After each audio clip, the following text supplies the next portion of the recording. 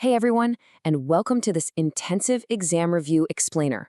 I am your instructor, and today we are going on a mission to move you from absolute confusion to complete unquestionable clarity on English tenses. Listen, if you've ever sat in an exam totally second-guessing yourself, staring at your paper wondering, wait, should I write I did or I have done, you are exactly in the right place. We are going to lock in these rules once and for all. This is the Ultimate English Tenses Masterclass.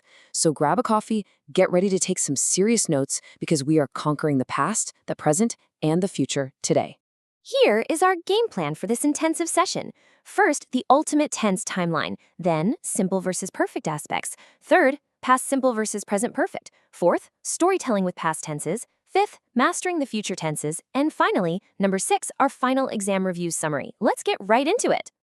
Section 1, the Ultimate Tense Timeline. Okay, let's dive into this.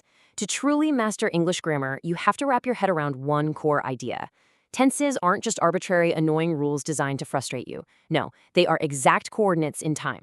Think of it like dropping a pin on a chronological map. Starting way over on the far left, we have the deep past. That's our past perfect. For example, I had finished my work before they arrived. Moving forward, we hit the simple past for completely finished actions like I finished my work yesterday. Then we arrive right here at the present simple, representing our current reality, our general facts and habits. I work every day. And finally, we project all the way ahead into the future perfect, looking back at an action that will be done. By next month, I will have finished. Every single tense marks a highly specific point or duration on this exact timeline. Section 2, simple versus perfect aspects. So, the crucial point is, to use tenses correctly, you absolutely need to understand the grammatical building blocks we call aspects. Now, the simple aspect, that's your tool for standalone facts. It states things plainly, simply, directly. Present simple, I work in a bank. Past simple, I worked yesterday. It doesn't connect to any other times. Now, the continuous aspect emphasizes an ongoing action. But the perfect aspect, this is the secret sauce. The perfect aspect is a bridge. It literally connects two different points in time, usually focusing on a specific result. So the present perfect connects the past to the present. I've worked here for years. The past perfect connects an earlier past to a later past. Just remember, simple states a standalone fact, continuous shows a process, and perfect builds a bridge. Section 3, past simple versus present perfect. All right, we are tackling the absolute biggest pain point for test takers right now. This is the ultimate test of true fluency, mastering the difference between a finished action and a present connection. I want you to memorize this time wall analogy. Picture a giant, solid brick wall separating the past from right now. The simple past is completely finished, totally stuck on the other side of that wall. The action is done, the time is done. Yesterday, last week, in 1999. But the present perfect? It reaches right over that wall and literally touches the present moment. The action might have happened in the past, but the result, or the time period itself, is still unfinished and highly relevant to right now. Now, what's really interesting about this slide is how context completely dictates the grammar. Take a look. I lived in London in 2010. That is firmly the simple past, because in 2010 is a specific, finished time entirely on the other side of our time wall. But I have lived in London is the present perfect. See, there's no specific finished time mentioned there. It's a general life experience that's part of who you are today, right up to this very moment. Here's a massive exam tip for you. If you see signal words like yesterday, ago, or in 1999, use the simple past. Done.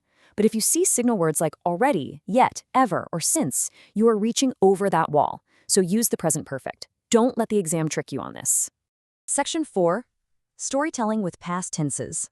You know, exam questions often ask you to read or write narratives. And to tell a really dynamic story, you can't just use the simple past over and over like a robot. You have to combine your tools. Let's walk through a slightly tragic personal story of a ruined picnic to see how this works. Step 1, we set the background scene using the past continuous. It was a beautiful day. The sun was shining. Step 2, we introduce the main completed action with the simple past. So, we decided to go for a picnic. Step 3, we create some drama with an interruption, combining the continuous and simple aspects. We were putting everything in the car when it started to rain. And finally, step 4, we use the past perfect to explain a realization about an even earlier action. Suddenly, I realized I had forgotten the umbrella.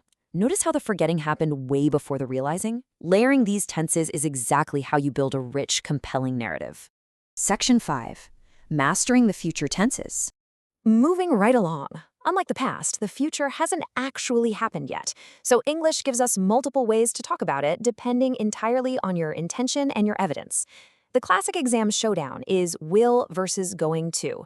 If you make a totally spontaneous decision at the moment of speaking or just a general prediction based on your own opinion, use will, like taking a guess and saying, I think it will rain later. But, and this is a big but, if you have a pre-made plan or physical visual evidence right in front of you, you must use going to. Imagine standing there pointing at dark, heavy clouds. You have to say, look, it's going to rain. The visual evidence completely dictates the form you use. And this brilliantly illustrates how flexible English can be, leading us right into advanced future forms that don't even use will or going to at all. We actually use the present continuous for fixed arrangements. I'm meeting John tomorrow. It's locked in. We use the future continuous for actions that will be in progress later. At 8 p.m. tonight, I'll be watching a movie. We use the future perfect for projecting completions. By next month, I will have finished the book. And actually, believe it or not, we even use the simple present to talk about future timetables and schedules. The train leaves at 10:30. I mean, it hasn't left yet, it's in the future, but because it's an official, unchangeable schedule, we use the present simple. Wild, right? Section 6, Final Exam Review Summary. We have covered massive ground today, so let's bring this intensive masterclass to a climax with your ultimate mental cheat sheet. Literally take a mental screenshot of this right now. Map it out. The simple row gives you habits in the present, finished facts in the past, and predictions in the future. The continuous row gives you actions in progress, happening right now, happening in the background of the past, or ongoing in the future. The perfect row, remember, bridges times to show results, bridging the past to the present or a deeper past to a recent past. And finally, the perfect continuous row takes those bridges and emphasizes the duration, exactly how long that action has been happening. Memorize this exact framework for your upcoming exams, and I promise you, you will be unstoppable. To wrap things up, I want to leave you with a quick challenge to instantly test your new mastery. Think about this. What have you done today, and what will you do tomorrow? Seriously, answer that out loud to yourself right now, using the present perfect to connect today's achievements to this exact moment, and using the future tenses to confidently plan your next steps. Remember, grammar isn't just about passing some exam, it's about communicating your world with absolute precision. Keep practicing, trust the timeline, and I will see you in the next explainer.